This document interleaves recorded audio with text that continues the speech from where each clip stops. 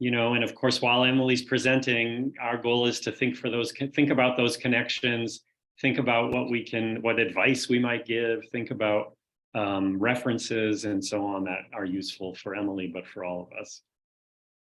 And for bandwidth, I am going to turn my video off just because there's a little bit of a lag. So I think that'll be less distracting. So can everybody see my slides though?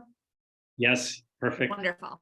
Okay, so for those of you I don't know, my name's Emily Melvin. I'm currently a PhD student at the University of Southern Mississippi through December of this year, where I was working with Leslie Acton, Dr. Leslie Acton. She has since left the university. So as of January, I will be going to Duke to work with Lisa Campbell, who I worked with during my master's. So I'm really excited about that. And I'm coming to you today from Freeport, Grand Bahama, where I am looking at issues of the blue economy as a strategy for recovery after Hurricane Dorian. And I took this picture. It's not great quality, but I took it while I was flying in. And I just think it's interesting to see kind of the juxtaposition of this massive Freeport shipping yard with the wetlands and the mangroves in the distance and some of the development that is ongoing adjacent to the shipyard. So Freeport is a major commercial shipping hub as well as a tourism destination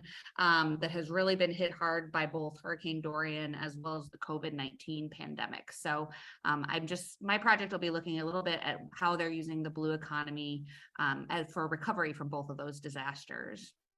And there we go.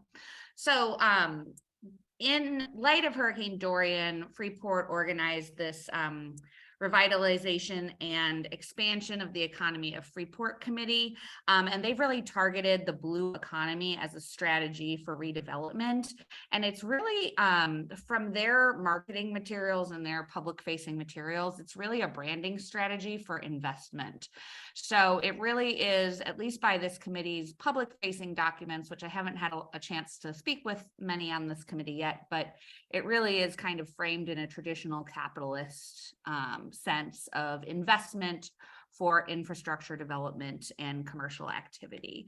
But there's a lot of other interesting things that are going on. And so I'm really interested in looking at the diversity of some of these practices. And particularly, I'm going to be focusing on ocean-related technologies, or that's at least how they're framed.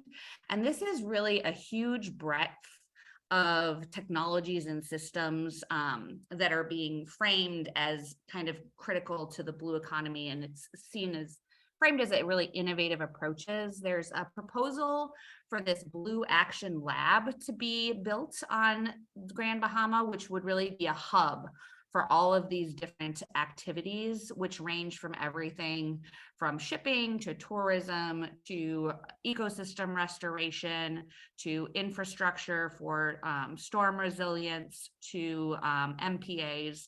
And so this is seen as kind of a hub, and they are really framing it as looking for financing. I haven't been able to get in touch with them yet, and that's part of what I'm doing while I'm here, is trying to make some connections to try to get in touch with those folks. But a few of the projects that are really of interest, one is this, it's called Coral Vita, and it's an organization started by two Americans who have come down, and they're trying to scale up some of these coral farms by by spawning the coral in tanks on land and then outcropping. And this is not just local to Grand Bahama, but this is where they're starting it. But they're trying to set up further establishments globally. But they've really started it here and are trying to build investment here. And so I'm actually going over there tomorrow to meet with a few people and get a tour of their facility. So I'm excited about that. They're also related to this project with the Bonefish and Tarpon Trust, which is doing a massive mangrove restoration project. And this is really interesting because tourism has really taken a hit here on the island since the hurricane and since COVID, and it's not rebounding the way a lot of the other islands are. Because a lot of the major hotels are still closed. So they're actually using some taxi drivers and fishing guides who've really been impacted by these by the tourism shutdown to be involved in some of these mangrove restoration projects. So they're basically tourists can purchase carbon offsets, and then they use those offsets for these taxi drivers and fishing guides to replant mangroves. And they're framing that again as connected to some of these innovative restoration practices. And then it also extends to shipping. So there's a massive project that has already begun construction, which is called Clean Marine. And it's run by, it's a Bahamian company, and they're building the first MARPOL reception facility in this area of the Caribbean to process ballast water, black water, gray water, so that ships can comply with these global pollution regulations. So they're really trying to position Freeport as kind of a leader. And all of these things are all connected to this Blue Action Lab. So there's a lot of interlinkages that I think will be interesting to explore. So I'm going to be working, so this is what I'm thinking about for this is the way that there's some work on ocean data technologies and how they make new worlds with particular ocean objects, boundaries, patterns, understandings, perceptions, and practices, but also how they open up new alternative possibilities. And that's from an article by Noel Bouquet, which Kevin is also a co-author on. And that has spawned from some of these ideas. Lisa and Elizabeth Havis have started this digital ocean governance lab where they've been looking at some ocean data technologies. So this is probably going to be aligned with that project. Even though these are not data technologies per se, we're just interested in how this idea of innovation and science can make new worlds and what possibilities that might open up. So when I'm thinking about these issues, I'm really interested in thinking about what diverse range of economic activities are embedded potentially within these ocean innovations and technologies. So I'm thinking about potentially doing kind of an inventory to see the types of economic practices that surround these types of activities, and then what openings do they create for enacting these alternative possibilities for the blue economy. So how might this make us rethink what the blue economy might mean, and not just focus on this kind of capitalist blue economy development proposal. And then I also just have in mind issues of scale, because all of these projects are connected to these global systems and global processes. So I haven't quite worked out how I'm going to think about scale. And so I'd welcome, any comments anyone might have in that regard. But that's something I'm really cognizant of, just because all of these activities are really aligned with these larger global as well as regional practices. So that's kind of where I'm at right now. And I'm really looking forward to any feedback anybody might have, or any comments or questions. Great, thank you, Emily. That's fantastic. Really interesting case. Really rich. Anybody just with a quick kind of clarifying question for Emily, a quick thought, an amplification. We can take probably 2 minutes and then move on, because this is lightning round.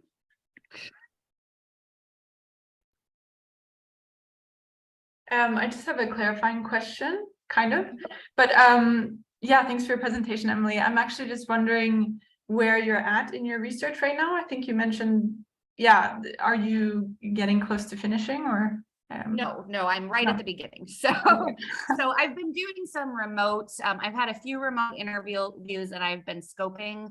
And one of the challenges I was having during the summer session was narrowing and scoping. So this alignment with the Digital Oceans Governance Lab is really helping me with that, because it's helping give me some focus. So I'm still developing my proposal. I'm here. I can't actually collect data. I can only make connections, and I'm just trying to really get a sense of the space. But the Bahamas has a really stringent permitting process in place for all research, including student research, and there's proposals in the government to actually modify it to exempt students, which I'm really hoping go through, because right now they don't have the manpower to process the permitting application. So research here is basically at a standstill. So I'm really hoping that there's some movement on that soon, so that my goal would be to come down probably about a year from now to start my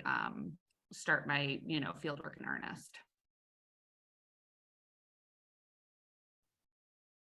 Great, thanks for that update. Any other quick questions for Emily before we move on? I was just wondering, Emily, as you're kind of developing this, and maybe I missed it, I'm sorry, but yeah, like what kinds of data are you going to use to study this process? Kind of like how it sounds like some interviews, but kind of, are you going to get to observe? Are you going to like kind of look at digital materials? Yeah, just curious how you'll kind of go about answering that. Yeah, that's part of what I'm trying to figure out right now in terms of doing the scoping, because I need to understand what kind of data they're relying on in some of these projects. And I'm hoping to be able to do quite a bit of kind of ethnographic observation type work. Coral Vita does a lot, the Coral Vita does coral outcropping, and I'd love to like observe some of that and the people involved with that, as well as some of the mangrove restoration projects. They, welcome volunteers to help with that. So I think actually participating in some of that restoration could be a really good way to, make connections, as well as, do some actually action-oriented research that could help with these projects as well. Great, thanks. Such an interesting case. I like the, I'm really interested in these cases that are, observing the emergence of something, right? Whether it be more blue economy, like there's so much emerging in this notion of blue economy.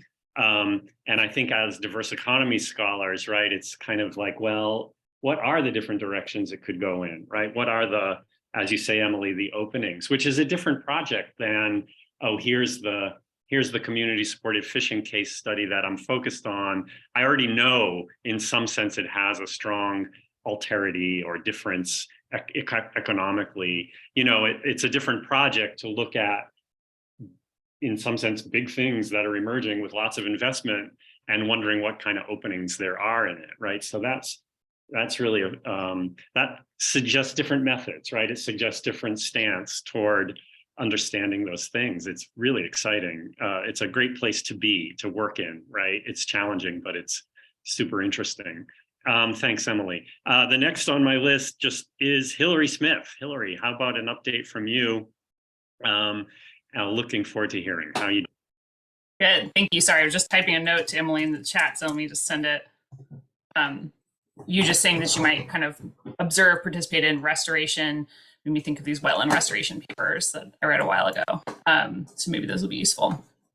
Okay. Yes.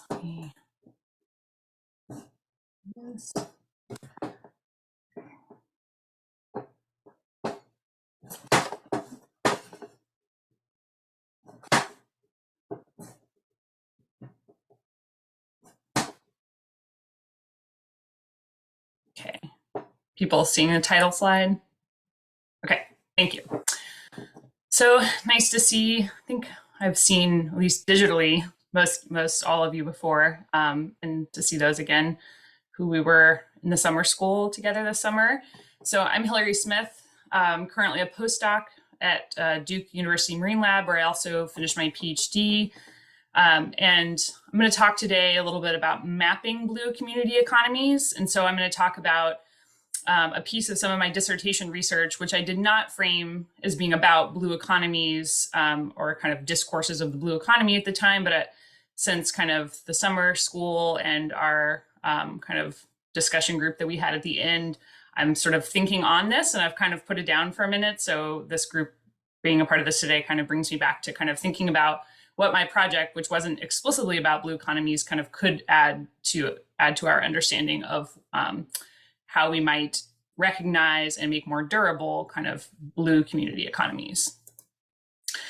So my dissertation research looked at the first international policy specifically designed for the small scale fishing sector, the FAO voluntary guidelines for securing sustainable small scale fisheries, or small scale fisheries guidelines. And so they were a radically different kind of global fisheries policy. So they were passed in 2014, becoming the first internationally negotiated policy dedicated to the needs of the small-scale fishing sector, whereas past policies supposedly applied to governing all fisheries, but were really designed for industrial fisheries and driven by industrial fisheries interests and priorities.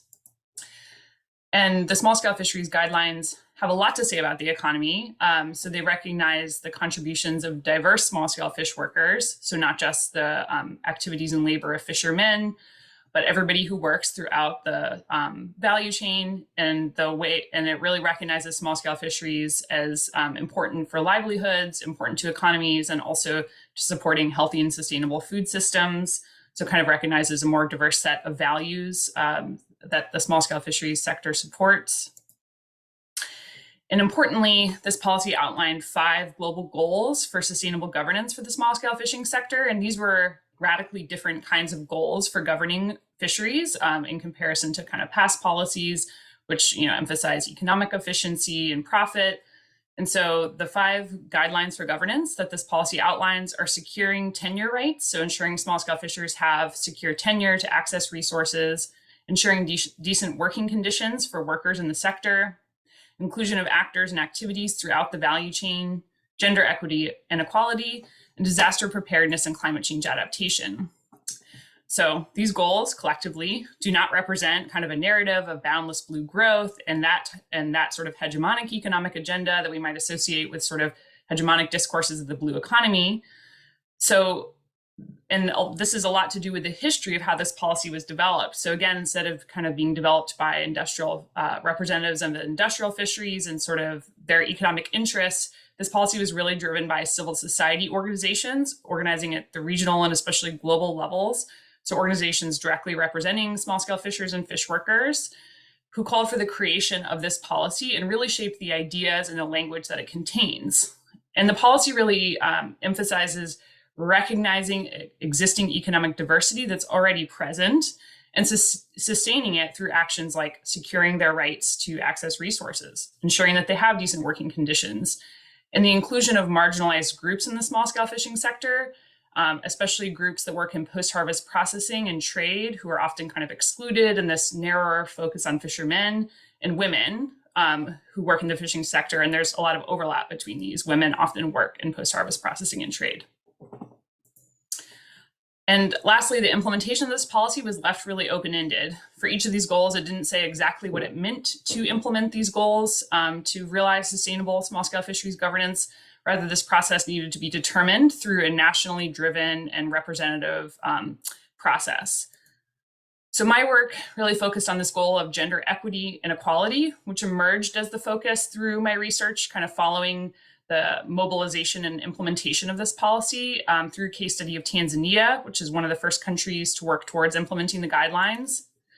So I focused on how this radically different fisheries policy was mobilized and translated into concrete actions, kind of in the absence of any sort of structured guidance on what implementation looked like or global targets for what implementation looked like. So I focused on this kind of space and process of translation.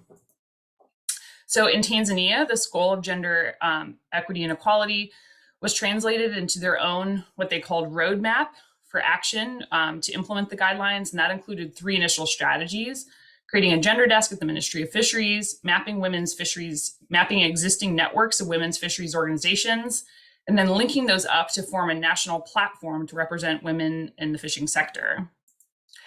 So I both studied and came to participate in one of these strategies, the one of mapping women's fisheries organizations. So I helped co-design this study with a representative from the small-scale fishing sector and a very outsized civil society leader in Tanzania. But we did this in conversation with this broader group that was guiding the implementation of the guidelines. And what we decided mapping women's fisheries organizations meant was that it should take a whole food systems approach. So rather than focusing on a few high value species or value chains, we took a whole food systems approach, meaning we didn't sort of specify which species we were looking at or kind of which parts of the value chain. Rather, we just simply asked, where are women organized in the fishing sector and which kinds of activities are they involved in? The mapping approach counted the organization or collective as the unit of analysis. So rather than the individual license holder or kind of the individual or their household, it really mapped the organization. And the focus of this initiative was to provide a baseline of information that was previously missing on where and how women are organized in the fishing sector, to act on and to amplify these existing networks that were already performing community economies. So really briefly, the results of this mapping that we undertook, we didn't frame it as an inventory of the diverse economy, but after taking the summer school this summer, I kind of worked on looking at the results of the mapping and kind of representing it through the diverse economies inventory, which it really fits within, although we didn't design the study that way. We weren't drawing on those ideas explicitly, but they really align well. And so this is kind of an aggregate of the results of mapping women's fishing organizations in Zanzibar, where I collected data. And so this is for mapping 17 women's fishing organizations, kind of their aggregate characteristics. So these are cooperatives, but I call them kind of cooperatives plus. Everybody is a part of the cooperative, but also kind of an independent producer processor as well. And this sort of hybrid status is very common. These organizations have a lot of different types of labor that are going on within them, but I want to highlight here that under otherly remunerated labor, they use these flexible dividends. They decide kind of after they sell their fisheries products, kind of what is considered necessary for their survival and what is surplus flexibly. So they'll decide some months to give it to individuals as dividends and other months to invest it all in the business, and other months that they kind of split that depending on what the collective versus individual needs are. So these groups are fishing and gleaning, so involved in non-market transactions, whereas oftentimes women are excluded from directly fishing and gleaning, but as organizations are able to engage in this together. And they also collectively purchase fish and other inputs for their business, lowering the individual price that they would normally pay by kind of harnessing their collective purchasing power. They own land, technologies, and infrastructure for processing together, and also fishing equipment. Again, these are often kind of prohibitively expensive for women to own individually, but these groups often own this property collectively, or one better off member who maybe owns this as technically private property treats it as collective property that everybody in the group can access. And they have access to a lot of diverse non-market forms of finance. And often finance would be a barrier for women in the fishing sector who can't access conventional collateral-backed loans often. But these groups have a way of, again, flexibly allocating what is surplus to give back to the group and kind of invest in their business as savings. They also provide interest-free loans to individual members from the group account. And they also make kind of internal donations to other group members on an as-needed basis. So briefly here in conclusion to Kevin's question, kind of what are blue community economies? They're in many cases already here, and in my case through existing networks of women's fishing organizations that link small-scale actors who are involved in fish production, processing, trade, and marketing, and consumption of blue foods that are kind of operating outside of corporate-controlled networks. And however, often these types of kind of blue community economies are overlooked in conventional metrics and representations, particularly in the case of fisheries. And so how might they gather strength? So in my case, they're gathering strength by first making them visible, including through this kind of collaborative effort to map these existing networks and organizations. And they're being made more durable by linking them up into a national platform and also investing in their capacities. So the survey revealed kind of areas that organizations wanted more training or more access to kind of credit and technologies, and that information is being used to kind of invest in their capacities. So I'll stop there. I'm sorry, I went a little longer than my allocated time. Fantastic. Thank you, Hillary. Super interesting. And, it sounds like there was this productive moment after the summer school where you really used that diverse economies table approach, right? Like, so interesting. Yeah. I've been struggling on a paper that Kevin was a part of for 8 months or something like that. And then this course, the course really helped me push to finish it a few weeks later for a special issue. And so hopefully it'll come back to us soon for a review and I can kind of get back into it again. Yeah, great. Fabulous. I'm going to jump in with a quick question, if that's okay, which is just related to that point of using the table, using that diverse economies approach to categorizing and so on. I'm wondering if that did that help you see something you couldn't see before, or did it just, oh, it just organized what I already knew? I'm just wondering, like, how productive was it for you as a scholar, and then how productive might it be for your participants in some sense too, to think in those terms? I know they haven't yet because you haven't done the feedback thing, but I'm wondering if there's any potential for that too.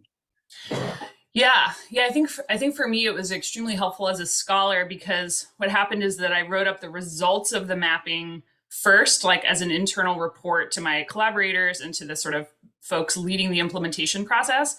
And then I later was like writing the chapter and then trying to write the paper. And I was sort of stuck with this more like report-like way of like kind of reporting out all the results, you know, because it was the first way I wrote it. And it kind of ended up that way in my dissertation. But in this paper that we were writing, it was like, I was still sort of like stuck with that of kind of like, what is it about these results I'm trying to express, and how could I be better expressing that through how I'm organizing it and framing it? And I was kind of stuck with this like theoretical paper and report-like results. And so the inventory tool was like a theoretically oriented way of organizing the results to really argue something about what these organizations are doing, other than they're doing a lot and they're already here. And so I think for me, it was just helpful in saying that it's not just that they're here and that they're doing, you know, diverse economic activities, but that those activities are supporting them surviving well together and kind of performing a community economy through these kind of flexible networks of kind of exchange and distribution of surplus. And so for me, it was really helpful. I wish, that I was still a part of a process where it was easy to kind of feed this information back. You know, the pandemic and the end of my kind of PhD career has kind of made it hard to figure out what's the way to kind of come back and share this back. Because I do think it would be an interesting tool to communicate results back and see if that like resonates with how people understand these practices and their activities and the kind of purpose of their organizations. So I haven't had the chance to do that. Yeah. Great, thank you. So interesting. Other kind of amplifications or questions, clarification otherwise, that we just real quick before we move on. Borja's next on the list, but any questions for Hillary? Hillary, you're going to say something? Yeah, I was going to say one thing, maybe just to come back to if anyone has a thought on it. One thing that I found with trying to use the tool is that every way I have seen it used is to kind of describe like one organization or like one instance of a group of people, you know, navigating these relationships. But what I had was a survey of a lot of organizations. And so I was trying to figure out how to use it to kind of represent kind of a bigger data set, and kind of, so mine is like an aggregate inventory of sort of characteristics I found across groups. And so kind of went for, so I was trying to use it that way. But anyway, I'm interested in this. I have this kind of bigger data set of women's fisheries organizations that branched off from this project that's like more than 200 organizations. And so one kind of direction I'm trying to think in and figure out is like, how can I use these tools with a larger data set kind of, and what are the possibilities or maybe barriers to that right now is kind of something I'm trying to think around, because it feels like it's oftentimes grounded around a case or maybe a few. And so that's kind of something I'm figuring out if anyone has thoughts, ideas, or questions about that. No, that's really productive. I think that's great to push it in that direction and see how useful and analytic it is when you start thinking about multiple organizations or even a region, right? Or a region, right? That kind of scale question or a cross space. Really, really productive. So keep at it. Any other quick question for Hillary, and then we'll move on to Borja. No, looks like you're up, Borja. Please tell us what's up. Gonna share.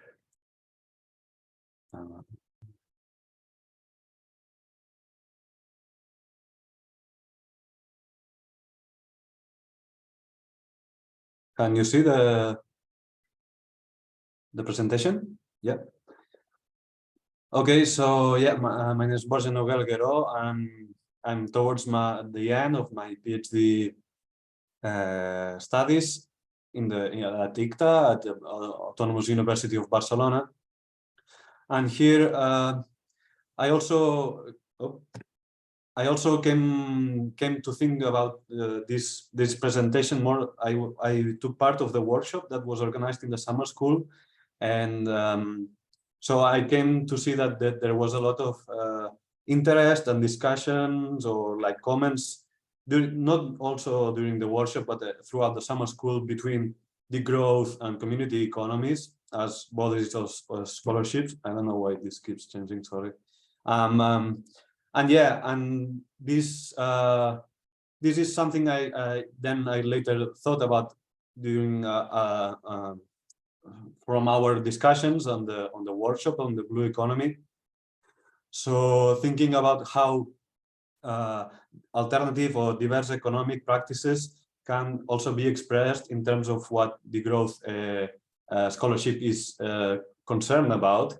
And in this case, I use a case study of community-based co-management, understood as collective self-limitation, so bringing the idea of limits to the discussion as part of a core degrowth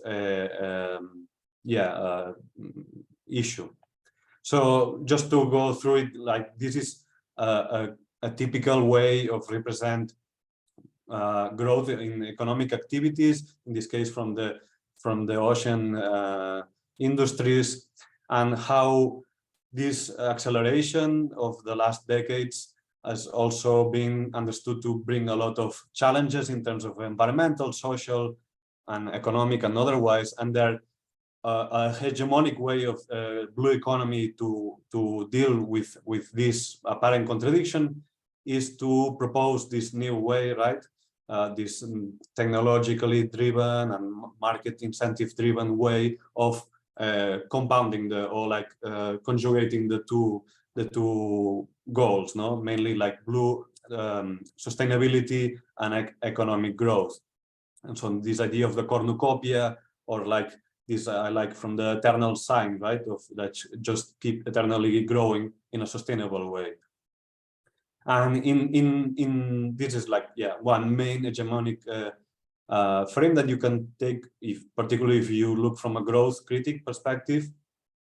In the case of Barcelona, where I situate, well, the Catalan region, where I situate my research, this is an important, the blue economy is an important discourse and starts to be an important practice as well, an important policy. Here I just put two main institutions that are one of the big promoters of the blue economy that are based on the city. That's why I put the headquarters. So the World Ocean Council just recently moved its headquarters to Barcelona, to the World Trade Center, as you can see here in the picture, in the port of Barcelona.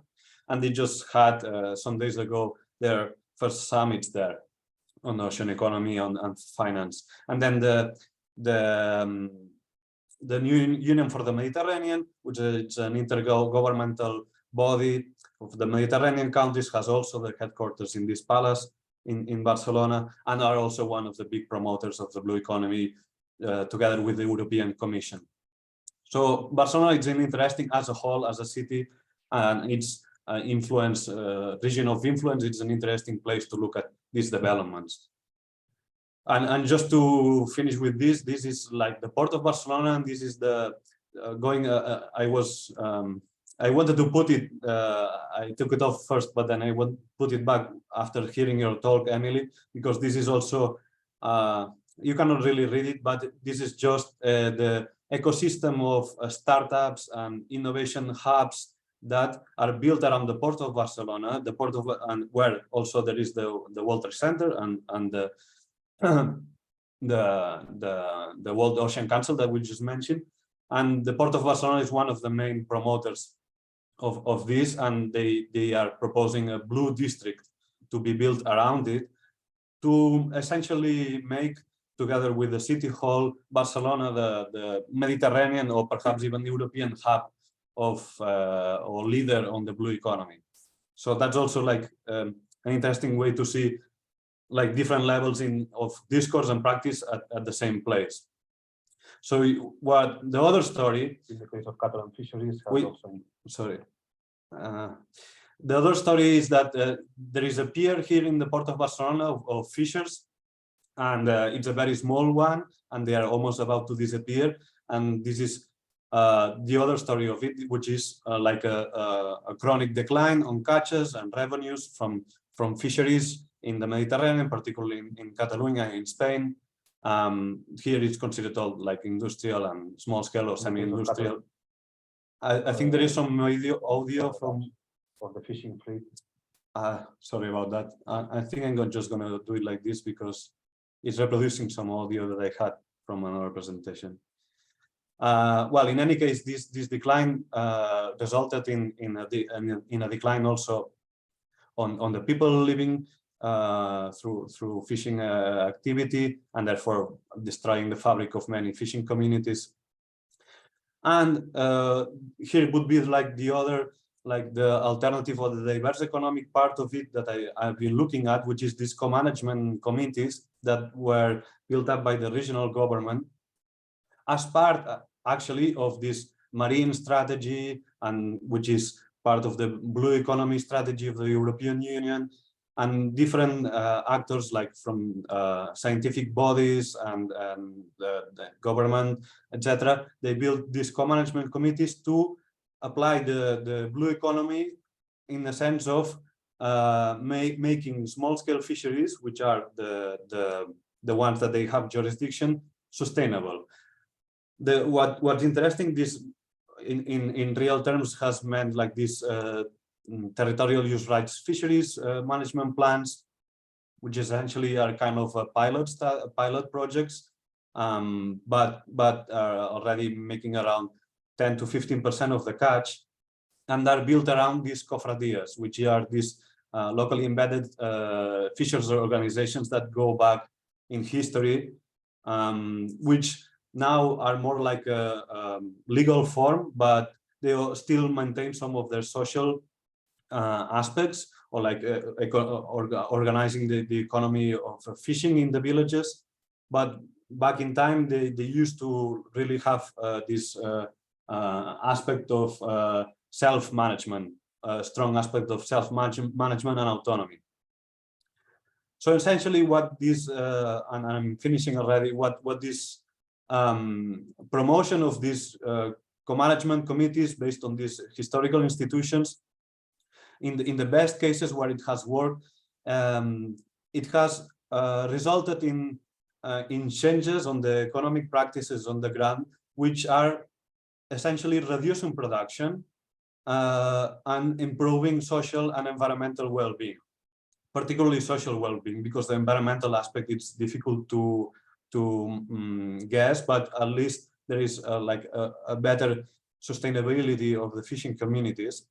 And this is where I came to this confluence I'm thinking about thinking this idea of how community co-management systems can be a species of possibility. Well, this is kind of studied pretty well, but what I found interesting is that under this blue economy framework, which is growth-centric, as I presented in the beginning, and it's kind of the discourse, it's replicated through all the different levels, from the Catalan regional government to the decrees that make the legal infrastructure, the legal architecture of these co-management committees. They say that they want the blue economy and blue growth, but actually when it's applied in the ground, essentially they are promoting ways of self-limiting, like fishers saying, okay, we're going to work less, we're going to fish less. In this way, we can have more free time, perhaps less, probably less catch, but maybe sell it better, etc. And the state becomes an institute, an actor in protecting these forms, because it gives tenure rights to these fishing communities, right? So it's just this contradiction between the hegemonic discourse and the material enactment, which in the case I'm arguing that there is a recommoning process made precisely through the collective self-limitation practice, and yeah, this is where I found that there could be an interesting discussion point or analytic point to merge this concern with limits and self-limitation and the community economist perspective, and also more like the questions that Kevin posed for our discussion. Sorry, I think I went too long, but that's all.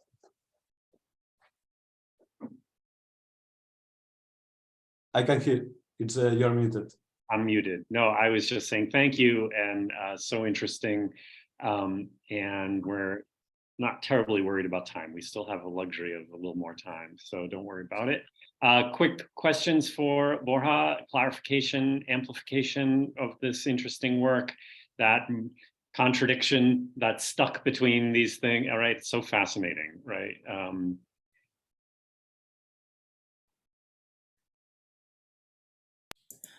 I think just yeah, I was writing down what you're saying at the end there, Borja, and finding it helpful that like commenting isn't just joint use, but also joint self-limitation is commenting. You know, it's not just what you take together, but what you decide you don't need to take or choose not to.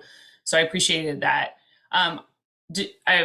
I think it was in there kind of in the conclusion, but I was just curious if you could say a little more about like how they articulate or decided to self-limit, like what is their motivation, like more free time or kind of restoration of stocks, like kind of how did they describe their sort of motivation to self-limit? Mm-hmm. Yeah, this varies a bit because as you could see, they are territorially dispersed and although it's the same region, these are very like local embedded, like very local ecological and also social ecosystems that take part on it. So in some parts where there is a high tourist pressure, for instance, there is a lot of it was a way of saying, okay, we participate in this co-management plan to self-limit in order that we get also protected our rights against these external actors that would be like these rental boats or like these fast boats and other types of competing activities.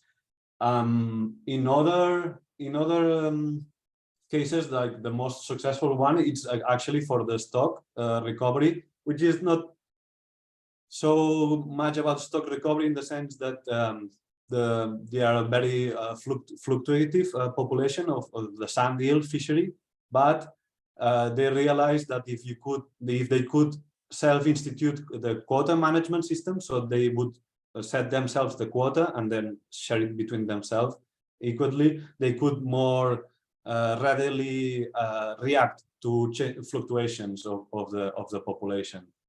And in some others, yes, like for the octopus, it's particularly, to defend themselves also from the industrial fisheries or like the trawlers more than the industrial, and then also to try to recover the stocks.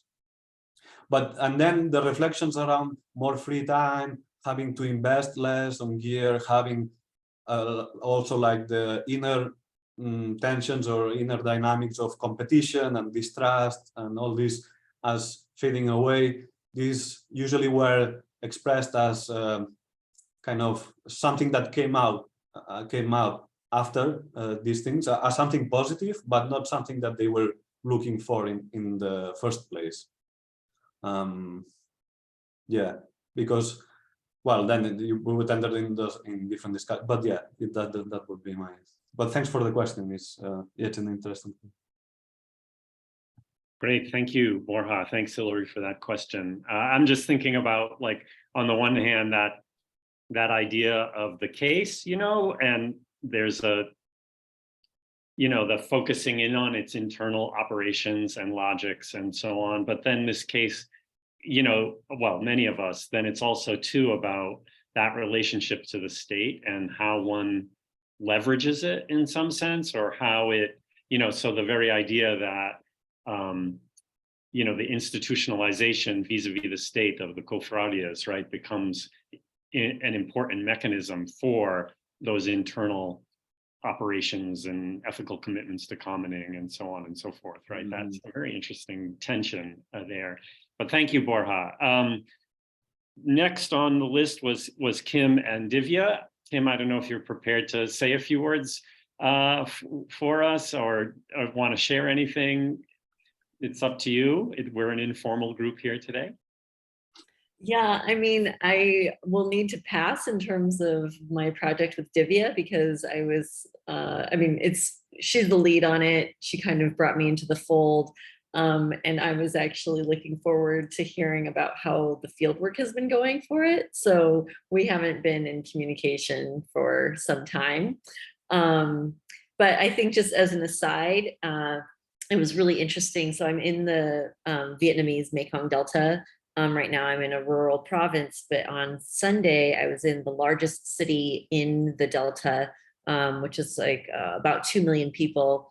And my university, my host university, hosted this huge stage production of what was called Sustainable Development in the Mekong Delta.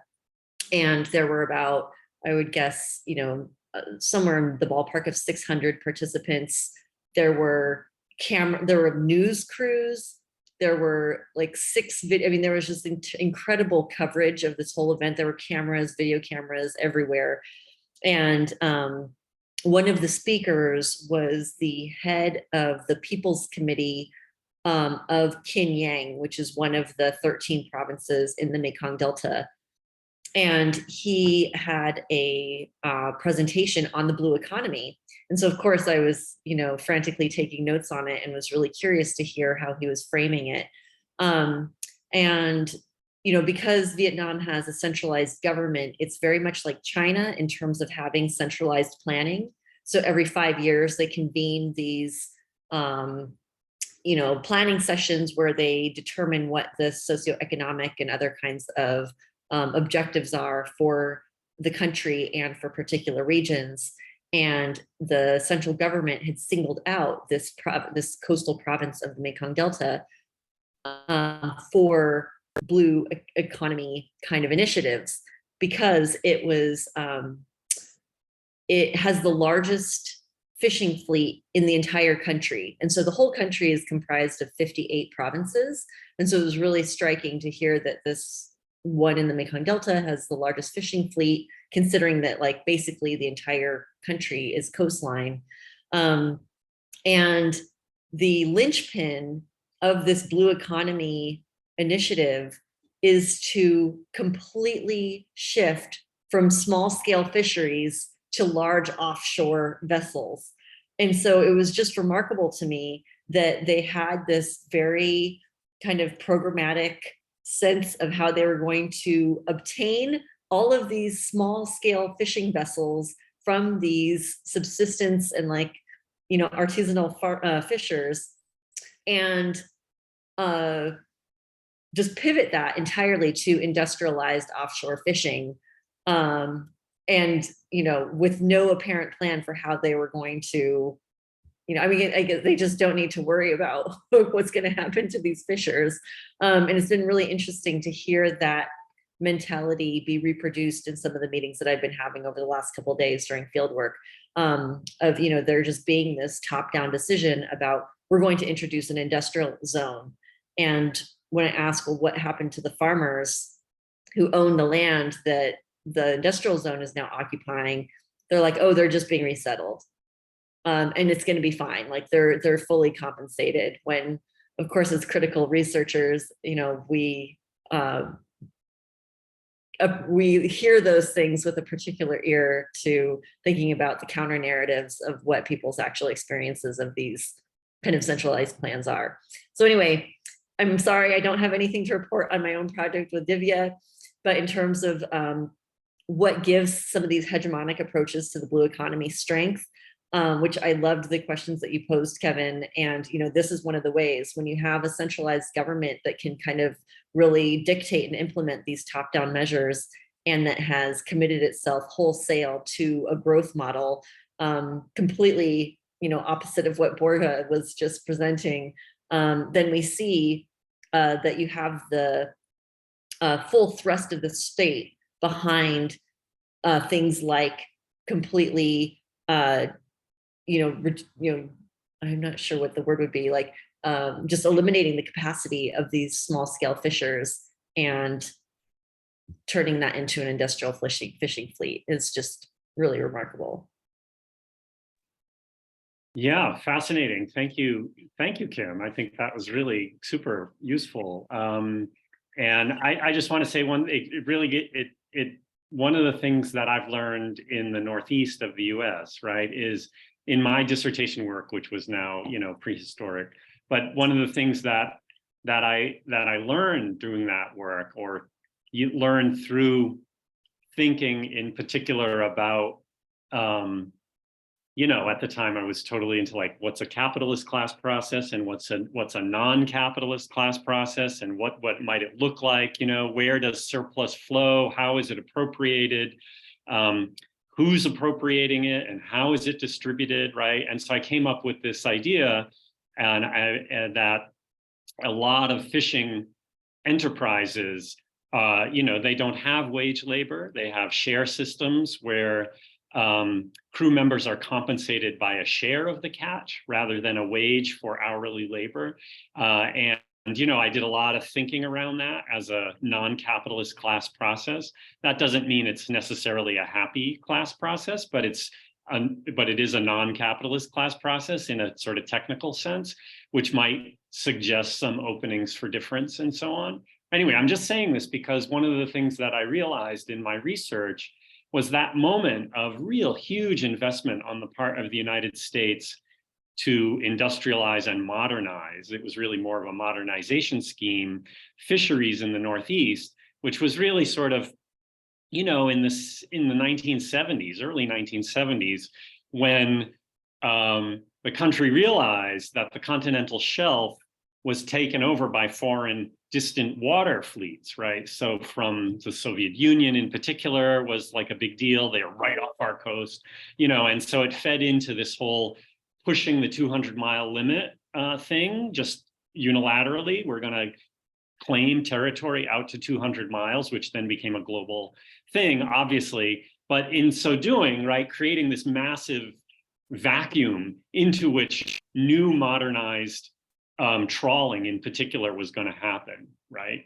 And so there was like all these low interest loans and new technologies and all these companies building really big boats, like not huge distant water trawlers, but big boats that you would say are industrial, that are, can go clear out to the end of the continental shelf, no problem. My point, sorry, it's a long story.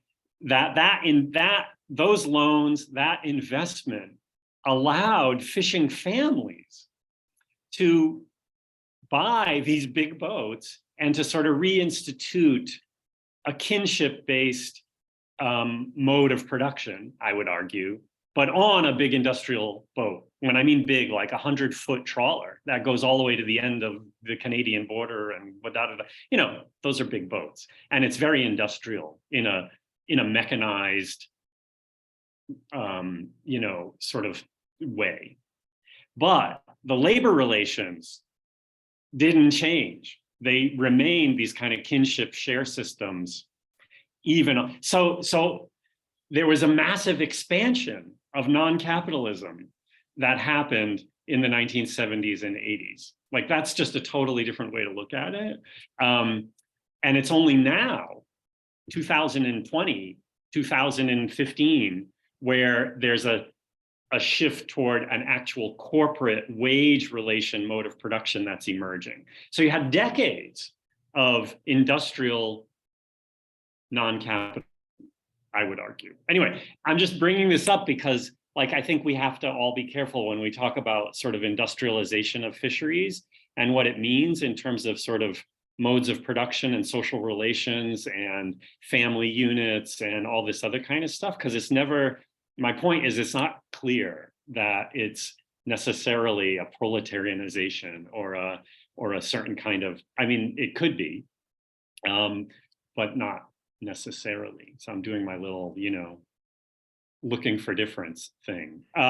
Anyway, so I just gave my presentation too. Thank you, Kim, for that opening. Nice segue. Anybody else have a thought for Kim, or an amplification, a question, something that resonates with them? No, I'll just, if I can just respond really quickly. I really appreciate that reading for difference, because my mind did think like this is a classic kind of way of disenfranchising these fishers. from what I've seen of the industrialization and mechanization of land-based agriculture, I think that I just kind of translated that automatically to what would be happening in a coastal and open ocean space. But it's fair. It's a really fair point and a good one to not necessarily assume that the current fishers wouldn't still be fishers, just on a larger scale, and in a different capacity. So yeah, thanks. Yeah, it's unclear, right? Yeah, in that just last comment, in the Northeast, it wasn't until there were privatized quotas that essentially non-fishermen started buying boats, which is to say corporations started buying boats. Yeah, anyway, great discussion. This is so interesting. It's like being with a bunch of people who know what you're talking about is really exciting. There is time for, or maybe we'll move it to later. We can talk about it later. Julie is next on my list. We'd love to hear from you, Julie, and an update on your work. Yeah, thank you. Yeah, I wasn't sure where I was in the order of things, but I'm happy to go now because feel like I'm kind of losing my focus a little bit with these online things. So let me just pull up my presentation. Oh, let's see.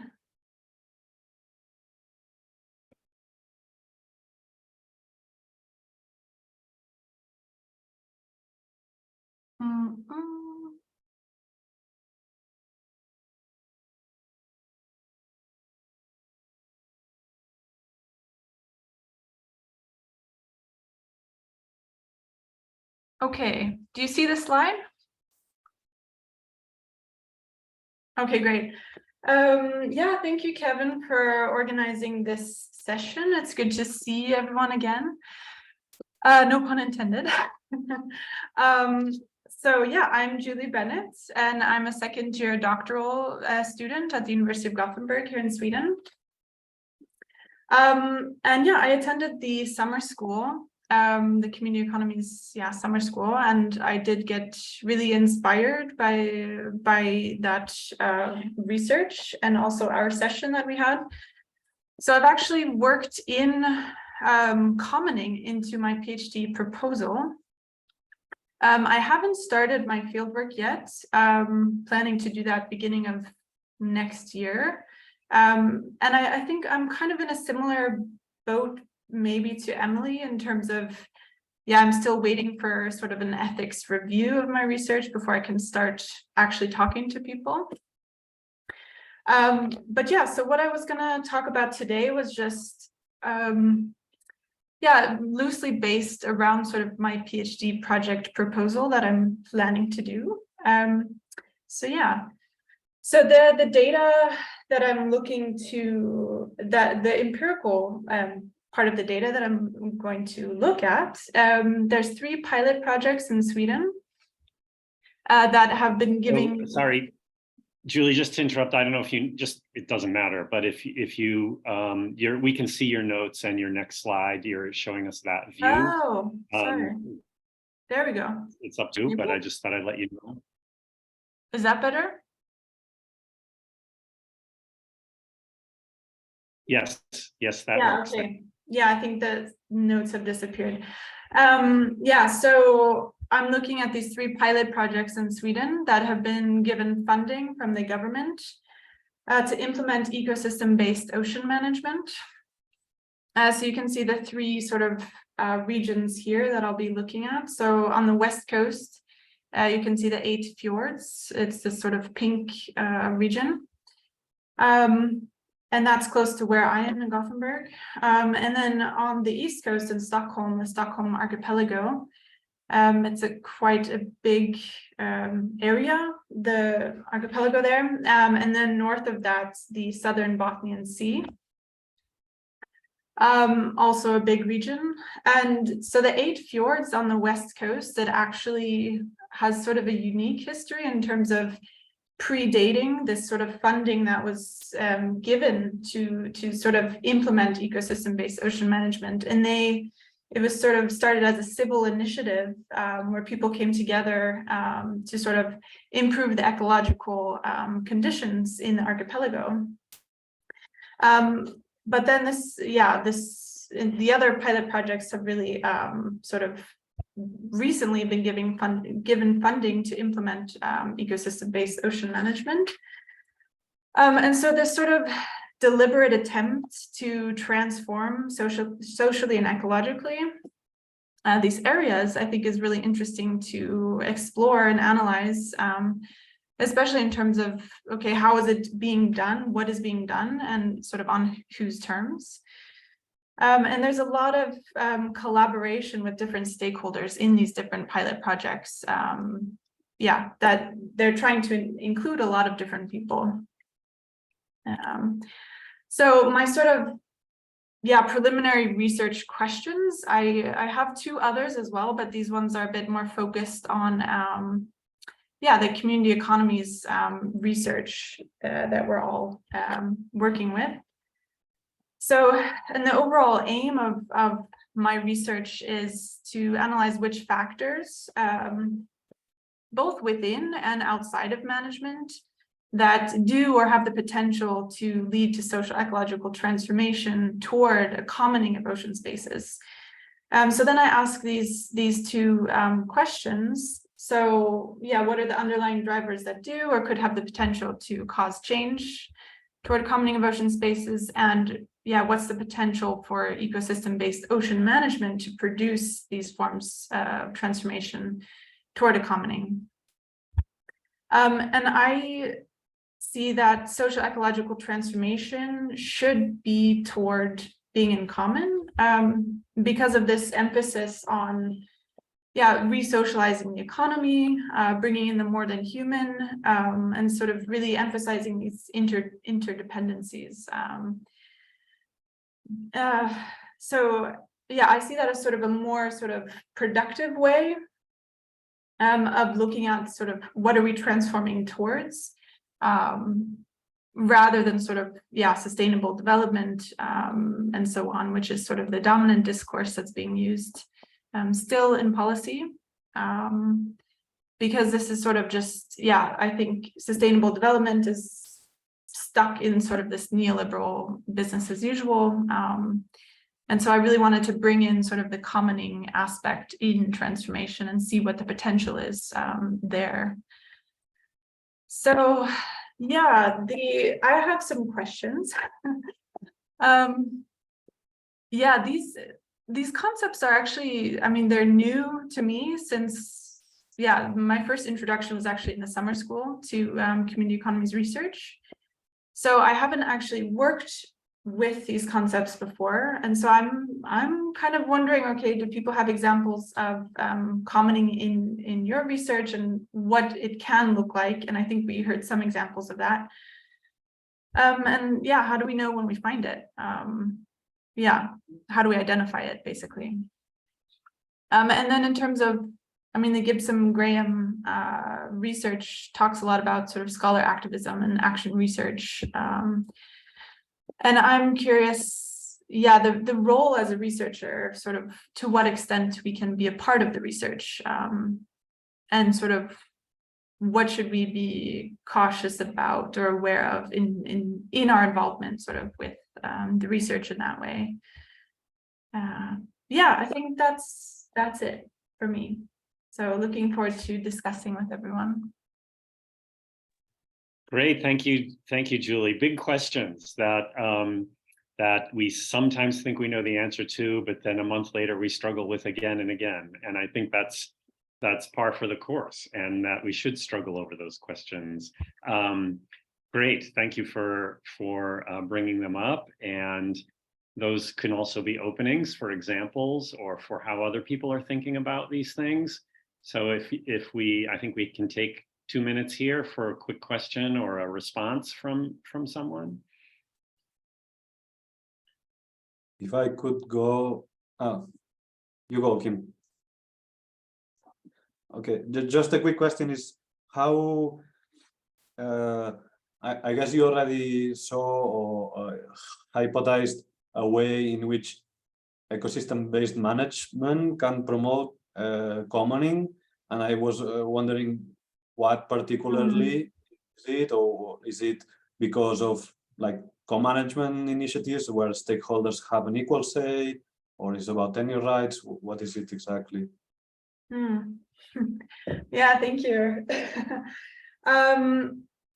Yeah, I mean, I think my starting point for this, I'm not sure that it does produce forms of commoning actually, but since it's, and I mean, ecosystem-based ocean management is not something new. I mean, it's been around for a while. And so I think it's interesting that there's still these initiatives that are being given funding to sort of implement something, right? And I think that there's potential in sort of those initiatives to, yeah, I mean, rethink the relationships that we have to the environment,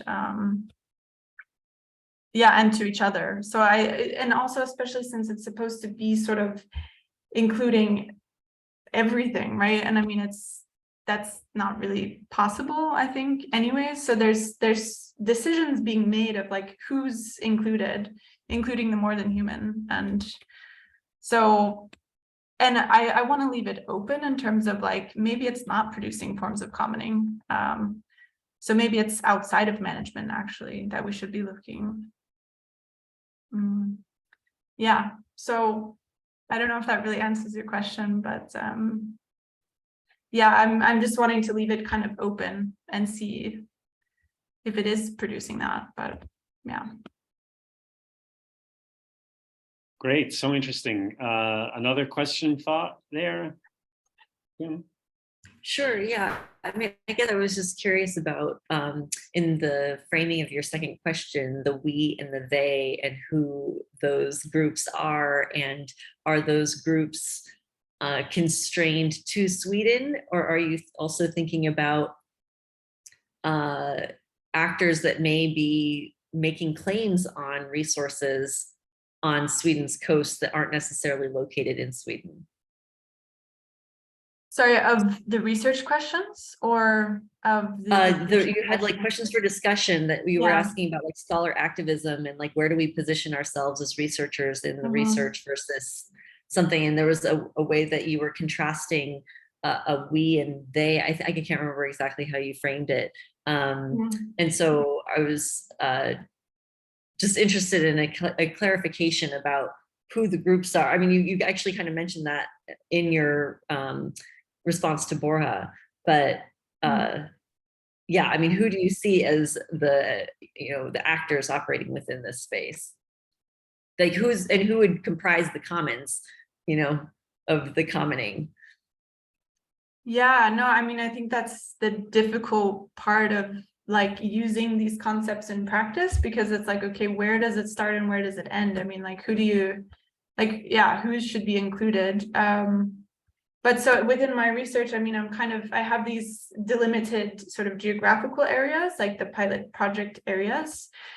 So that kind of made it easier to delimit. But then within that, of course, there's a ton of different actors and stakeholders. So, I mean, I was thinking to kind of, I don't know exactly who I'm going to talk to yet. But I am kind of thinking, okay, people who are living and working in those areas geographically. And then, I mean, including sort of people involved in the pilot projects. So project leaders, I mean, they collaborate with universities and municipalities and so on. So there's a lot that I'm going to have to make a lot of decisions of like, okay, where do I look? So, but yeah, I guess the wording was a little bit controversial, maybe.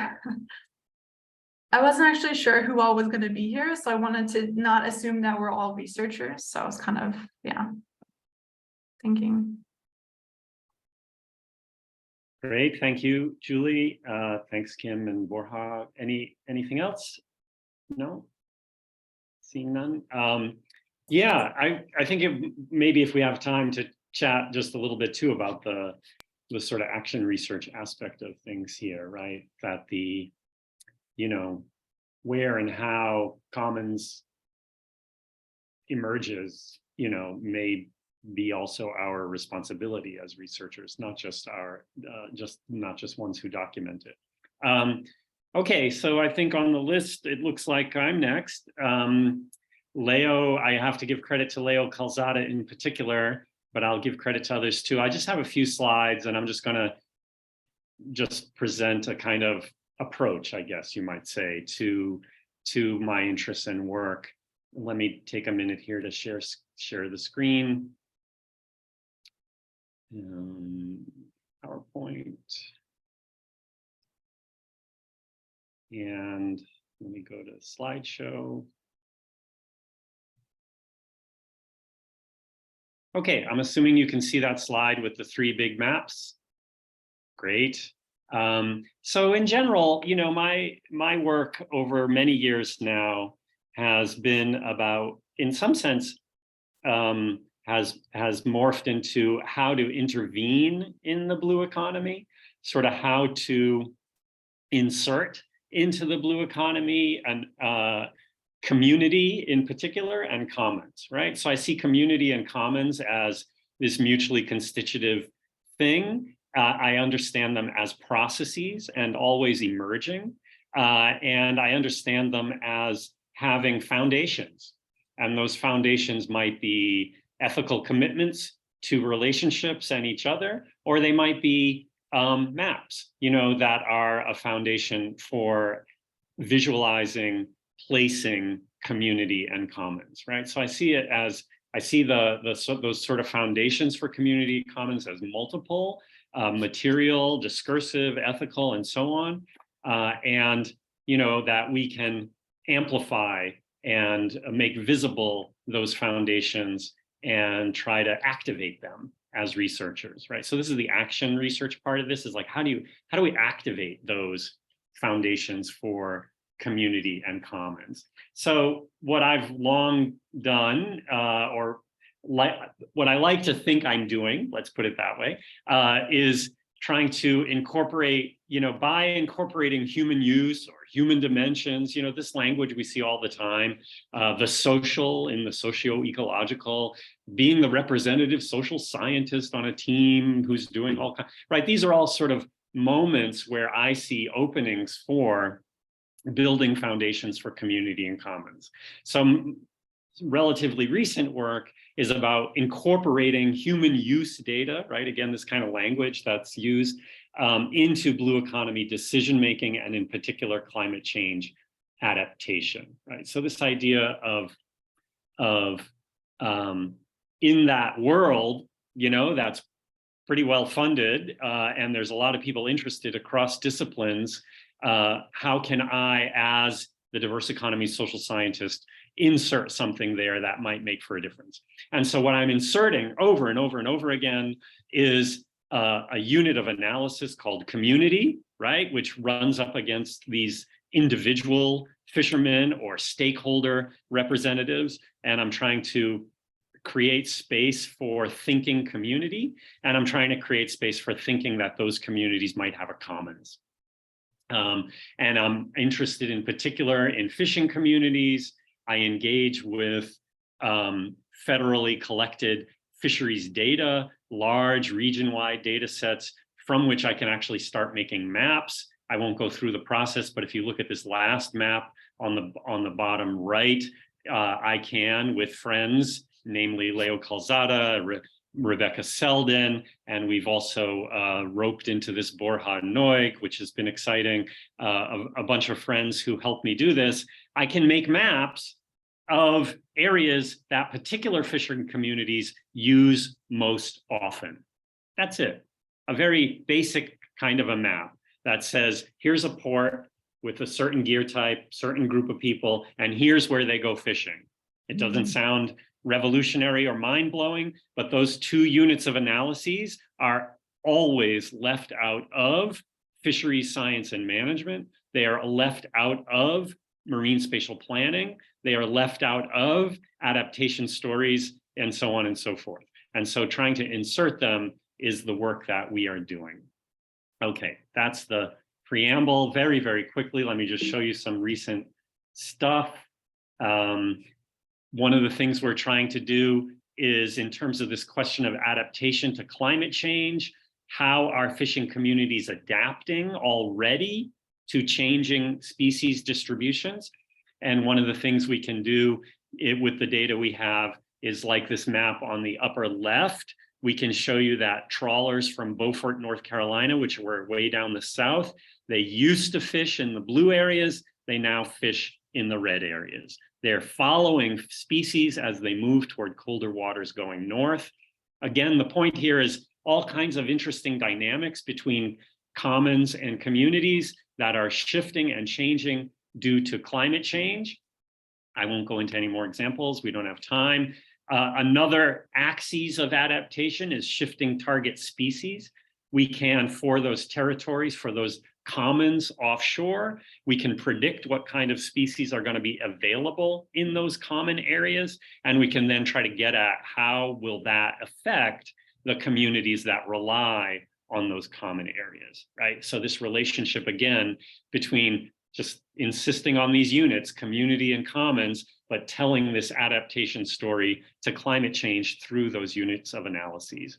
And then also this idea of shifting ports of association. If we do have these kind of communities and commons, are vessels moving between them, and to what degree?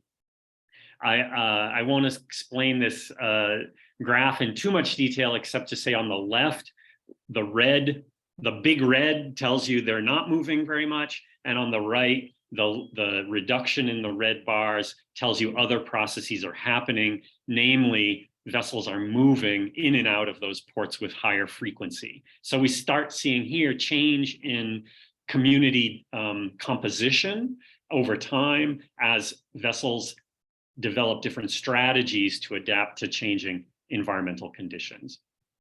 And then these wonderful graphs that also point at this notion of sort of change in port activity. On the left, what we see is every square is a year. So we see like over 20 years of data reading from left to right. Every color is a gear type. Every black name is a port. So if you look at this second set of lines, Newburyport, Massachusetts, you see there's 1, 2, 3, 4, 5 different gear types in Newburyport, Massachusetts. And over time, fishing disappears from initially from the yellow, which I can't remember what that is. The blue is small scale trawling. The black is dredge fishing and so on. We see that for that port, for that community, over time, fishing disappears by gear type. For some ports like Gloucester, Massachusetts, this big bunch of color here, lots of gear types continue. What is this telling us? This is telling us that there's a consolidation of fishing activity in certain ports over time, a massive change that you can see up and down the whole coast for every community across the entire Northeast. What's going on here is revealing community trajectories and change over time for the entire Northeast using federally collected data. So there's also a shift going on in my work from the community-based interviews, the ethnographic work, the engagement with particular fishermen to, let's leverage the data and try to insert community and commons at a region-wide scale in these databases that are the foundations for marine spatial planning, fisheries management, and so on, and trying to keep that in there. And then the last point is all of this data is being fed into the infamous marine spatial planning portal that collects up all this data and lets the user go in and make decisions about where to put the wind farm. And what I'm doing with friends is to try to say, well, when you select an area on the upper right there, you outline where you want to put your wind farms, you're going to get a bunch of data, not just about fish, but you're going to get data about the communities that use that area, the history of that use, the importance of that use over time, and so on. So I'll leave it there just to say, again, this is a kind of I like to think of this as a sort of ontological politics, right? The politics of changing categories, units of analyses, where people do analytical work as constructing the world, right? Ontologically. And here I'm trying to insist over and over again that everybody think in terms of community and commons. Where does it go? I can trace for you some really interesting ways that it has effectivity in the world. I don't have time for that, except to say that I have faith that it might have some effectivity in the world. And so I'll stop my share there and thank you. And if there's any quick question or comment on that work, happy to take it. So Kevin, one of the things that I think is interesting that I was thinking about, you know, in connection with this question about how we might elevate, I guess it's more of a comment than a question, but in terms of the question you posed about how we might elevate some of these diverse practices, you know, I think we often think of these as kind of like opposed to some of the hegemonic practices, but seeing both this and then your industrialization example and thinking about what's happening in some of my work with like these mangrove restorations that are being aligned with blue technology, even though it's not really that technological, is how we might, so I'm curious if other people have seen this as well, but how we might align with some of these more dominant practices and, you know, rather than think of them as opposed, but are there opportunities like, you know, back in the 70s when industrialization was taking off, I think it's really interesting that, you know, the communities were able to align with that dominant movement, and with marine spatial planning being so dominant now and being able to align that, I just think it's really interesting to think about perhaps not in opposed to hegemonic practices, but how we might use them to our advantage to elevate some of these alternative practices. Yeah, thank you. Super interesting, right? I like to use the word leverage, you know, I like to use the word association. Alignment kind of suggests political alignment or economical, right? Which is a little different. I mean, than kind of, I've been very much inspired, I'll just say quickly, I've been very much inspired by assemblage theory and kind of a Latourian approach to power, right? Which is to say power emerges from association, that the number of things that connect things together produces their power, as it were, right? So for example, you can imagine community and commons existing as an isolated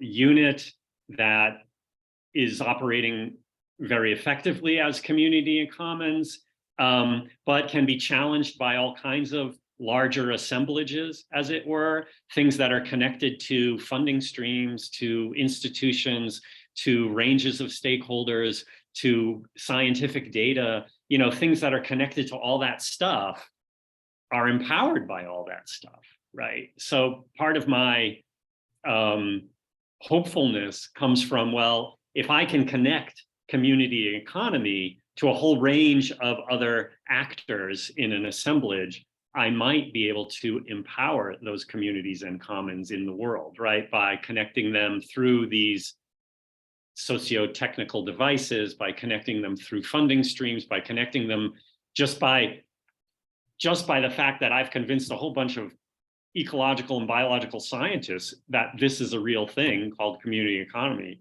and community and commons, and that they should do their analysis using that unit of analysis. Like, even that suggests a kind of association that empowers or has the capacity to possibly empower. A lot of other folk with non-assemblage approaches to power would say I'm crazy.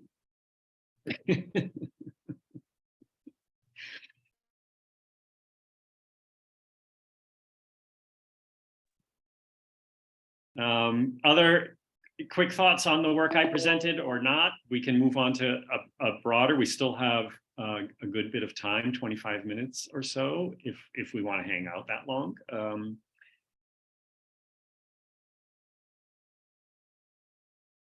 I mean,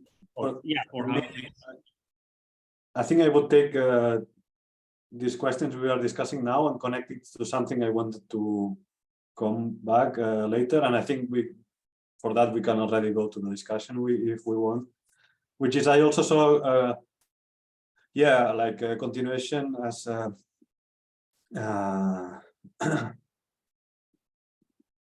sorry, I forgot, as Emily mentioned, about the example of the industrialization in the 70s and how this was used by communities to also continue the kinship work. And same here, no? Like leveraging these data institutions and governance and power structures to foster communities and commons. I guess it's a long old question, no? Of I don't know, like reform or revolution or this kind of things. For instance, in Barcelona, there is a lot of discussion. Perhaps you're aware, perhaps not, but this building this emerging this cooperative economic ecosystem in the city, inspired also like from historical traditions and such, but now it's like some new cooperatives, and yeah, it's growing bigger and bigger.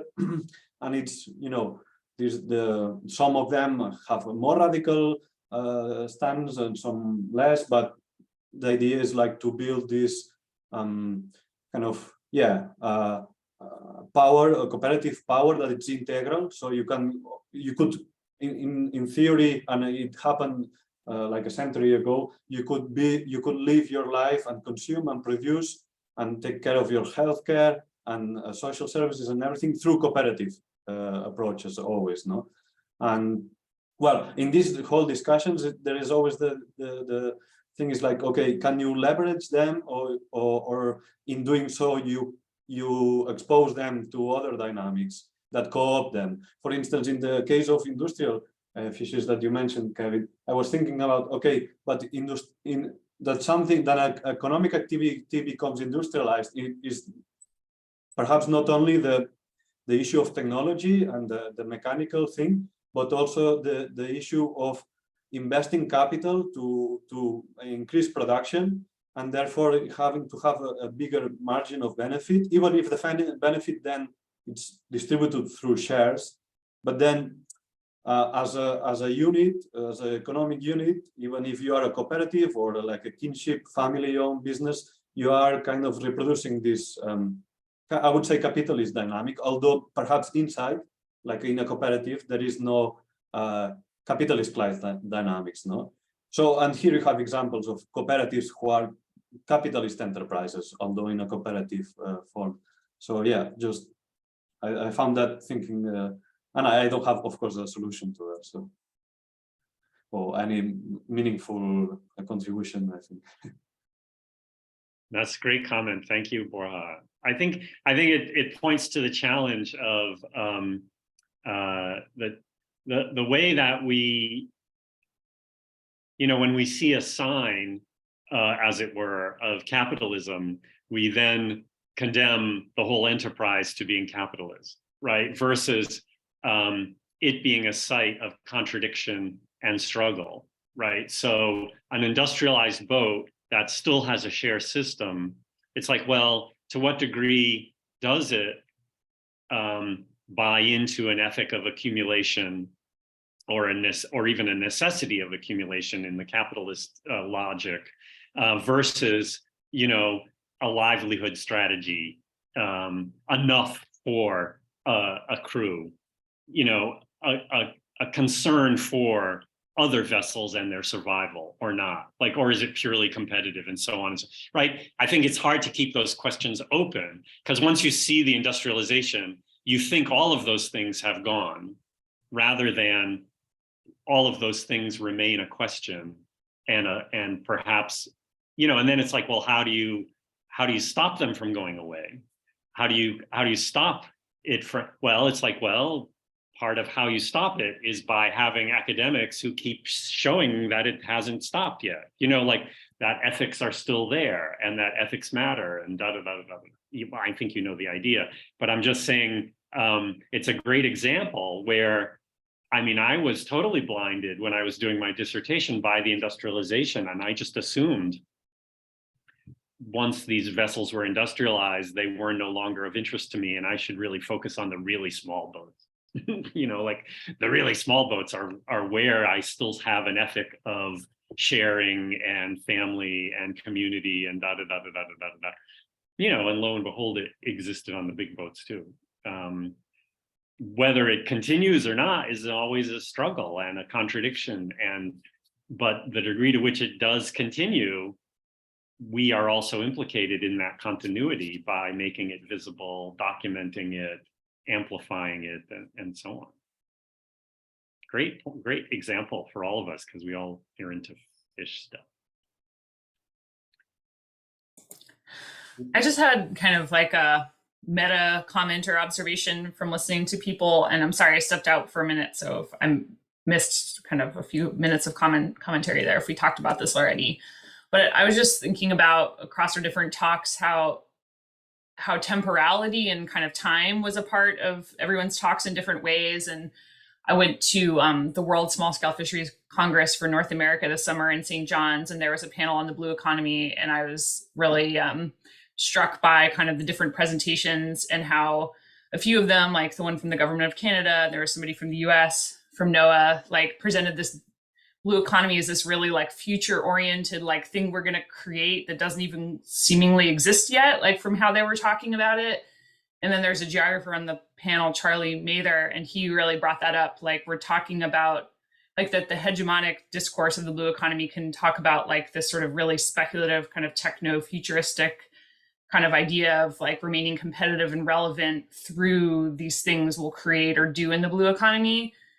And that part of, rather than disengaging with this discourse, is sort of like engaging with it and kind of countering those simplistic narratives. And I was thinking about how, like the blue economy, like through Borja, through your work, is like through cofradías who have existed for a very long time, and so that, this is part of the blue economy, but also like Emily's work, how like the future and even a kind of very techno-driven sort of narrative about blue economy and redevelopment in Bahamas, like how we don't foreclose that as a possibility, as a space of possibility. So anyway, just, I don't know if anybody else has any comments about that, but just thinking about how this like temporal dimension feels like kind of always a present part of these discourses, and that there's something kind of some work to be done in that, and sort of countering kind of simple ideas that like small scale fisheries are the past and the future is the blue economy and it's industrial, and that looks one kind of way.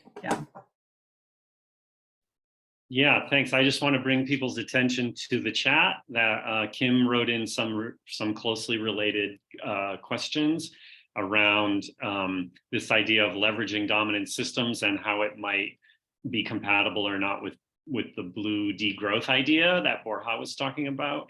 And then also this, our conversation about industrialized fishing as a site of non-capitalism, but then how does that square? I love that phrase. How does that square with increased scale extraction, sustainability, and so on? I think they're related, Hillary, to what you're talking about a bit. So let's just focus on those concepts a bit and see if we have any other thoughts from where we're thinking about this stuff.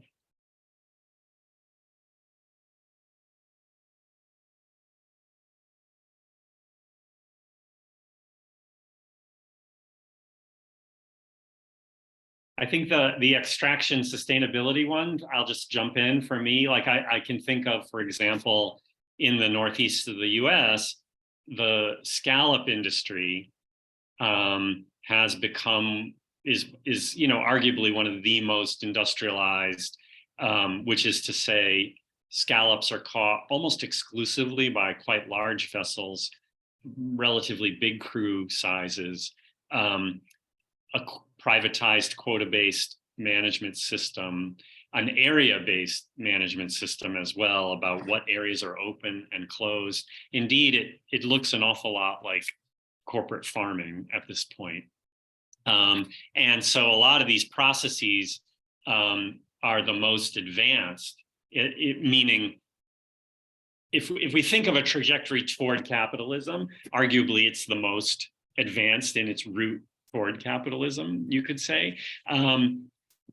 but it's also the most sustainable fishery in the Northeast of the United States, right? That there becomes a certain kind of disciplining and a kind of relationship between state management and corporate institutions. They kind of like each other at some level, where they work together better than a bunch of raucous individual fishermen. Corporations are like, yes, I'll follow those rules. You give me my quota and you set aside those scallops for me, and it'll stabilize my production and it'll make accumulation much easier for me. Like, so there's this stabilizing effect that I see as a kind of capitalist state partnership. Other people actually call it sustainability. Very interesting. You know, I don't know where that's going, Kim. I'm just throwing that out there as another complication to this, you know, where and how is sustainability achieved, right? It's so interesting that, you know, so many of us argue it can only be achieved through small co-management, you know, ecosystem sensitive community engagement, participatory, da, da, da, da, da. It's like, well, no, it's being achieved in corporate scallop, which we see echoed in a lot of certification schemes actually globally, right? Where Unilever becomes the most sustainable form of fish extraction, right? What do we do with it? Well, if I can just a quick comment, because I think I already talk a lot, but because there was this question on blue degrowth, and I think it's connected to this, is I think a way to resolve this question. So I'm from the part that considers that, yeah, industrialization means bigger extraction, means need for wider accumulation, just by the system, how it's said. Then I would be interested to see in the case of the Northeast scallops, how looking at the kind of environmental justice in a global level. So let's say, which kind of fuels are they using? How are the boats made? Other kind of impacts that are usually not assessed when they're looking at sustainability in this sense. So that connects to the question, yeah, from a degrowth standpoint, it's industrialization or acceleration of production and consumption will always take a toll in one way or another, further in down in time or in space, because of this idea that there is a materiality of the world, and in some ways somebody will pay, or something will pay for it. So maybe you can, and the many other, like world systems theory, has talked a lot about this, how capitalist relations could be pacified in the core countries, because through imperialist dynamics the tensions were exported somewhere else. So yeah, I would address this question like that, but I think it's nice to be ready to be kind of shaken by our already held beliefs. And yeah, how to leverage in the case of degrowth? Well, it's I don't know. You see signs that this is possible at some levels, in the sense of like some, for instance, New Zealand, or like the Prime Minister in Scotland have mentioned it several times that they want to, and in Chile also they wanted to do that with the new constitution that then was not voted, but for a start to just throw the GDP or the economic growth as a main goal, also as a main indicator of human and well-being, And this is a way of like, okay, leveraging maybe indicators as Kevin is doing. There's several people who have done that, like well-being indicators which integrate the environmental and social aspects, and just putting the emphasis somewhere else for this kind of, like the SDGs, for instance, so yeah, that would be my answer. Thanks for those comments, Borja. Great. Yeah, I don't want to imply that I agree with the sustainability of the scallops industry, like sustainability that turns the ocean into a monocropping industrial farm doesn't really appeal to me. That tears apart communities. Anyway, other comments, questions on these themes? Really productive. May I? Ignacio, please. So, hi everyone. Well, I was not part of this working group so far, but I will try to very briefly do this. So I work in Chile with Mapuche coastal communities, indigenous coastal communities, for now almost a decade. And we started with a project focused on community finances that evolved into a holistic approach that we are now terming biocultural approach to the community economies grounded precisely in biocultural commons, and which include coastlines and coastal wetlands, the ocean, and the entirety of the coastal territory as seen, as understood by the Mapuche people.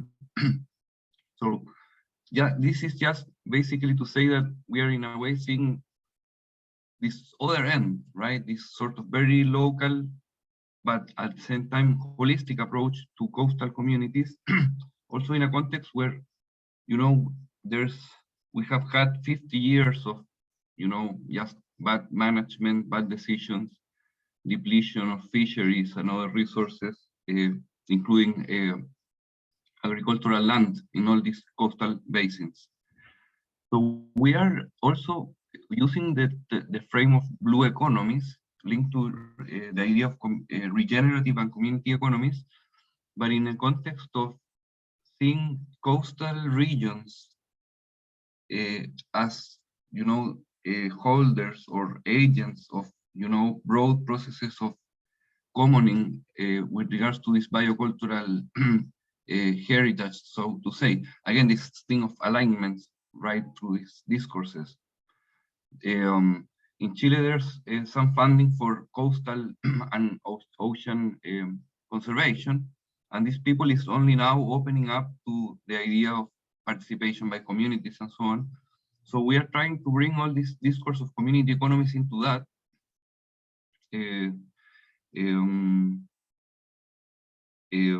As Borja said, there was some good ideas in the constitution that didn't went through, and so now we are back sort of to this local level, but which is not local, because we, for instance, we work most directly with a community of 15,000, you know, coastal Mapuche people. Again, that my point is basically that maybe what I've been missing, I think it's very interesting, the discussion of sustainability, and I'm sort of bringing from the other end. So how do we see coastal communities in an integral manner, in such a way that, you know, in a way, especially in this context where fisheries are done with, so, you know, and agricultural soil pretty much so, and so these communities are really under severe stress. You know, climate change, unstable weather is a combination of a very explosive situation and social conflict. So, you know, how blue economies can also sort of bring in these kind of scenarios where it's not only about fishing anymore, but about very conflicted and stressed coastal regions, particularly in the third world. But I'm maybe not so different in the north. I don't know. Anyway, I hope I'm not getting too much in a tangent. I was just wanted to present that. No, that's great. Thank you so much, Ignacio. That's really productive to understand, not just another kind of case, but a reminder of context, right? That is beyond whatever, a particular fishing enterprise or so on, that there's a whole context of coastal transformation and so on that's going on. Right. Yeah, great. And maybe just to finish, Kevin, also what I've been thinking as I hear you, and while we are working here with the community, also that resonates with, I think, with CERN, is the idea of co-production of knowledge. meaning that these cooperatives and social and economic leaders on the ground, of course, local regional universities and so on, are producing knowledge and sometimes don't have the tools, to systematize and communicate the knowledge. So I think that's also an important part of academic work there here. Yeah, absolutely. And that idea of co-producing knowledge, like that's even like in a lot of grant calls now, that Right. you can kind of Right. leverage that a little bit toward your advantage and give it a particular meaning that might be right, resonate with the kind of work we want to do. Really, yeah, great. I'm conscious of the time and thinking it's time to start wrapping up. I'm also conscious I didn't ask everybody to just introduce themselves quickly, so we never got to know Gino and Tim, and I just want to give them the opportunity to just drop a line in the chat or to turn on their microphone and say hi if they would like to. Don't feel obliged, you don't have to, but just giving you that opportunity while we're wrapping up.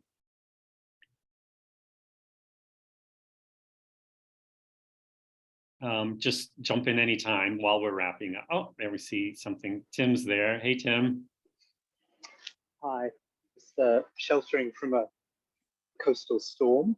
Yeah, I won't take people's time, but part of the reason I was interested to join the call is that a project that I'm involved in is starting to look at seaweed, and it's quite an interesting project that we might partner with. That it's a community enterprise that have set up a seaweed farm, and so I'm kind of just trying to get my head a bit around seaweed production at the moment, but from a community economy perspective. So I might send an email around afterwards just to see if anybody knows of any similar projects that could help us.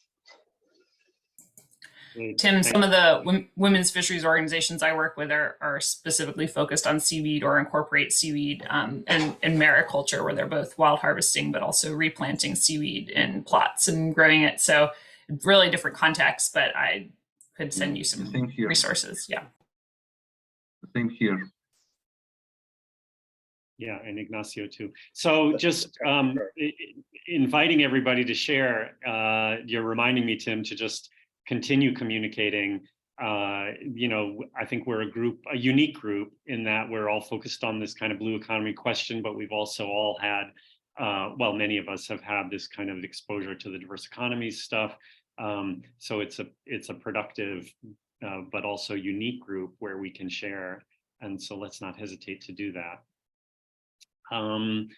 By way of wrapping up, I'm just gonna reflect super quickly on a few things that I just wanted to remind people that happened. And I guess I'm interested in sort of what I might see as kind of forward-looking or diverse economies, innovative looking kind of things that we're doing. And I'm thinking about Emily's work that is so engaged in, here's the kind of hegemonic stuff going on, where's the openings, but also thinking about that a little bit from that notion of the digital oceans. I think there's something really interesting there that would be interesting well beyond kind of blue marine people's interests.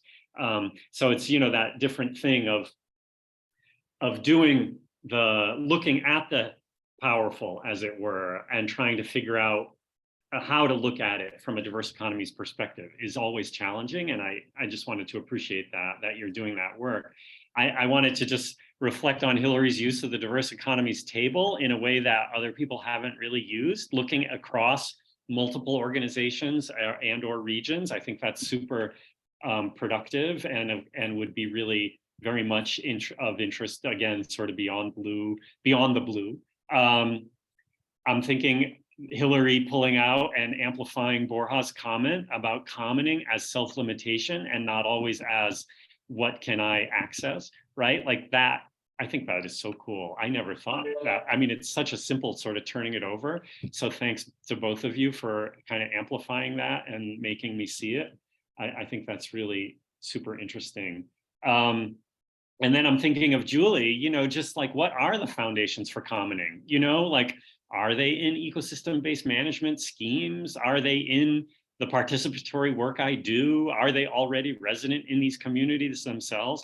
Like, this is not an easy question. And I think that I just wanted to kind of, you know, give you kudos for working on that and putting it up front as you're moving into a research project. I think that's really, really productive. And thanks, Kim, for jumping in and ad-libbing in an incredibly productive way about the case from Vietnam. Really appreciate that too, and sort of the power of the state to initiate God knows what, whether it be industrialization and hopefully space for difference as well. That's all I got. Any last quick comments from anybody? A goodbye, a cheer, a thank you. Excellent panel. Congratulations. Yeah, I've really enjoyed this, and thank you all. It's been really productive now as I go out. I've only been here 2 days and I thought, oh, I kind of wish this was the end of my trip, but now I'm glad it was at the beginning. Yeah, I think it's nice to just have the opportunity to circle back to a topic with a group of people and kind of hear more, see where things have grown or where people have taken it or not, or more like are returning to it in my case. So yeah, it's just nice to have that sort of coming back to the ideas with the same group. Yeah, I just agree with what's been said. It was nice to reconvene, and also just to see, yeah, how people have been moving forward, and also just to have sort of the support, because I think I don't know many people who are researching these things at my institution, so it's kind of nice to feel like there's other people out there that are actually working with this. So yeah, thank you. Isn't Sebastian Link there? Yeah, he is. Yeah, he's interested in this stuff. So there you go. Yeah, make him join CERN. Get him on board. he is part of CERN. Oh, that's right. He is. Yeah. I think I brought him into it. So okay, so we have an ally there. You've got an ally there. Borja, your microphone's on not muted, so maybe you're thinking of saying something. No, I was just going to say the same, and for me it's very nice, but also I feel it's a special group for me because I also feel quite isolated. Well, not isolated, but like yeah. I feel like I'm doing something a bit weird with all the people I collaborate. So here it's very nice and comfortable to know that you feel that people understand, and I'll be great if this moves forward in other formats or times. So thank you all. Great. Well, thank you for that. So we do have each other's email through that group email. Tim, Gino, and Ignacio are not on that email. So if any of the three of you want to email one of us and be sort of put into that little group email, and maybe we can use that little group email to share as things go forward, and or with other CERN related things that you can connect. So don't hesitate to keep this connection and this little group going. I can't be responsible for that, just letting you know. And maybe we can all be responsible for it. That'd be great. So thanks, everybody. I've got to run. Super appreciate this. And yeah, made my day, gave me energy for work going forward. So take care, everybody. Bye-bye. Bye. Thanks, everybody. Thank you.